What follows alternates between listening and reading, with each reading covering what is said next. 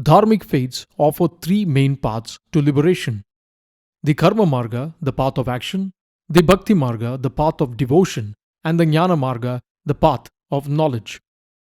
In the Kali Yuga, the age of ignorance, it is said that the bhakti marga, the path of devotion, can take one towards liberation. But what is bhakti? What is dharmic devotion? To understand dharmic devotion and its role in the Kali Yuga, we will take a look at an interesting narrative from the Padma Purana. The narrative starts at Badrikashrama, a holy spot where the four Kumaras, sages who are mind-born sons of Brahma, meet up with the sage Narada. They see Narada in a state of sorrow. On seeing him this way, they ask him the reason for his unhappiness. Narada, who was a sage who had renounced everything, it was unbecoming for a sage of his caliber to be unhappy. After all, he needs to treat both sorrow and joy as the same. Now, when asked by the Kumaras, sage Narada narrates the reason for his predicament.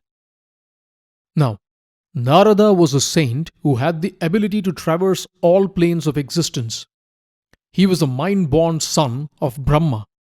When he was tasked with creation by Brahma, he defied Brahma's orders, wanting to be free of samsara, the cycle of birth and death. And so, he eternally became a wandering sage, a traveling musician, and a cosmic messenger of the universe. Knowing the earth to be the best of spheres, Narada had visited the earth and travelled across its length and breadth. He visits the holy cities of Kashi, Kurukshetra, Prayagya, Rameshwaram, among the others. But everywhere, he sees that the earth is firmly in the grip of Kali Yuga, the age of ignorance.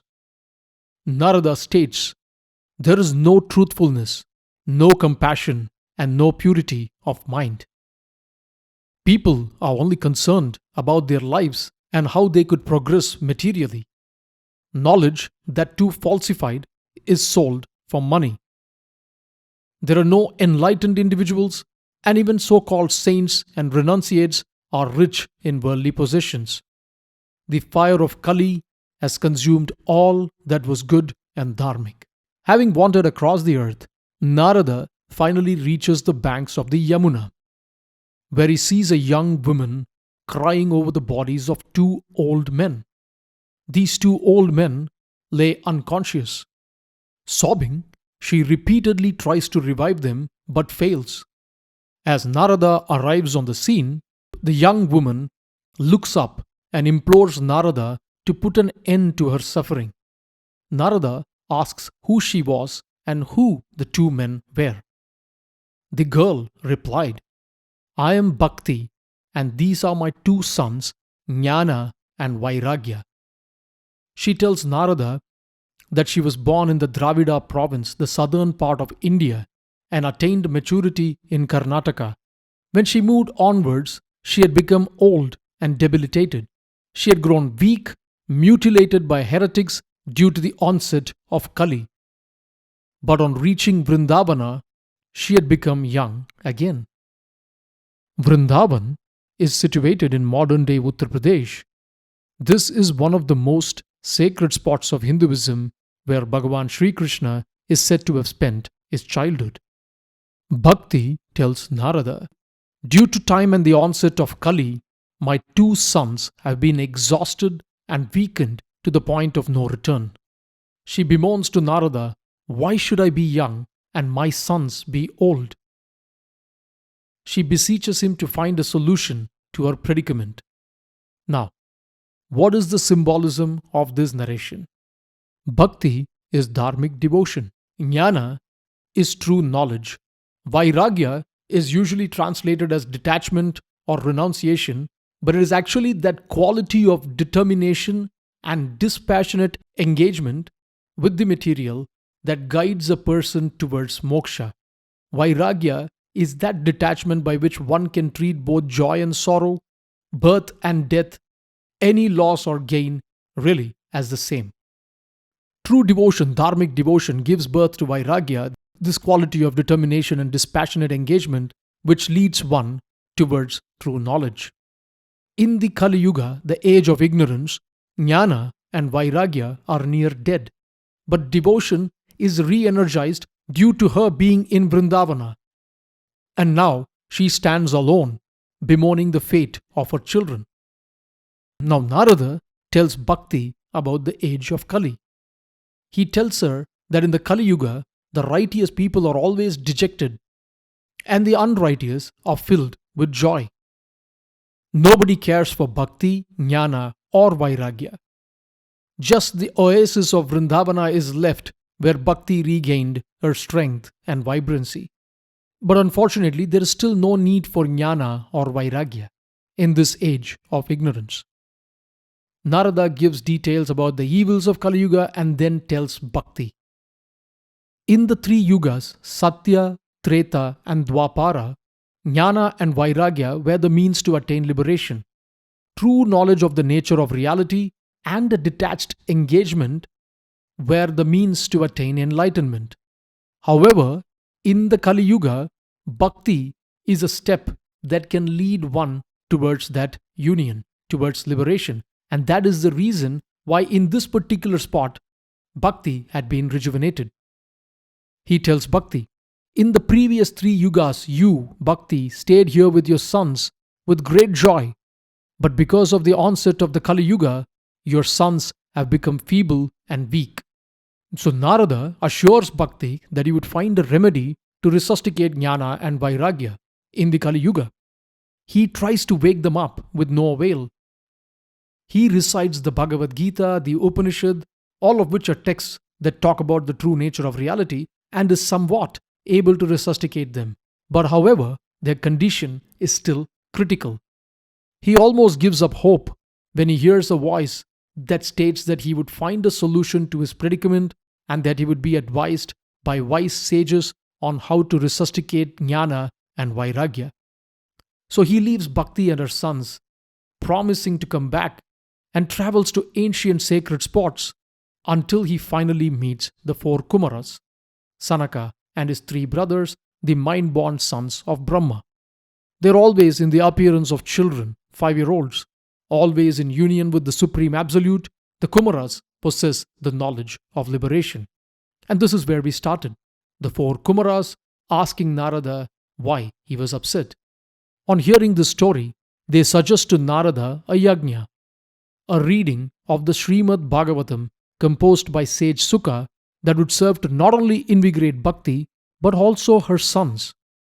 So finally Narada performs the yajna and the strength and vibrancy of gnana and vairagya are restored.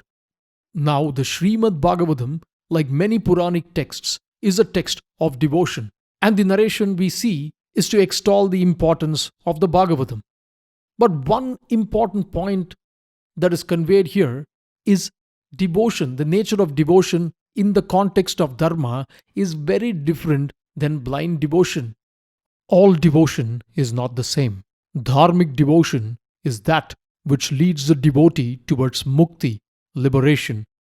It gives rise to vairagya, a dispassionate engagement with the material universe, and leads one towards gnana, true knowledge.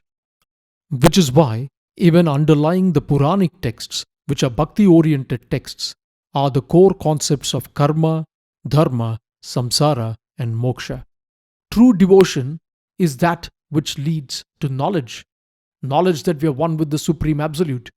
The practical application of that knowledge gives rise to vairagya. Detachment is not a pessimistic worldview. Participate in the world, understanding that all this is a dance of delight of the Brahman, the Shivam, the Maya of the Prakriti, and the Leela of the Supreme Absolute. To the realized individual, all differentiations cease. Joy and sorrow, birth and death, wealth and poverty becomes the same. This will eventually lead one towards liberation and the state of Sat Chit Ananda, pure consciousness bliss.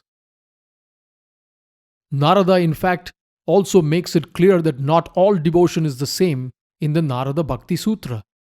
True devotion leads one to knowledge and not to ignorance. Supreme devotion leads one towards mukti. Dharmic bhakti, para bhakti, the highest form of devotion is the form where all differentiation ceases.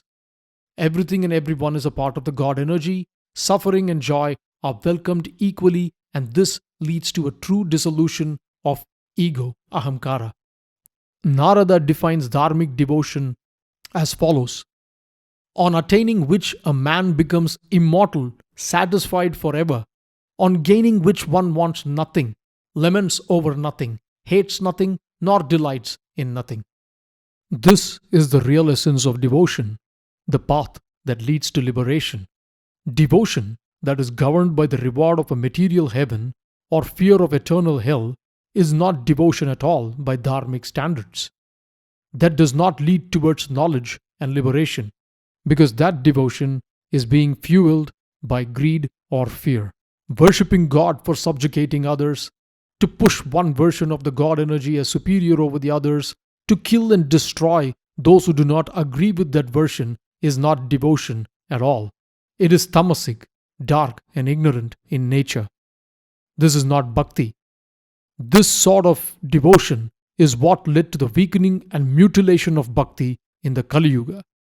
True dharmic devotion, according to the wise sage, is experiencing which one becomes exhilarated beyond self-control and stands still, reveling in the self.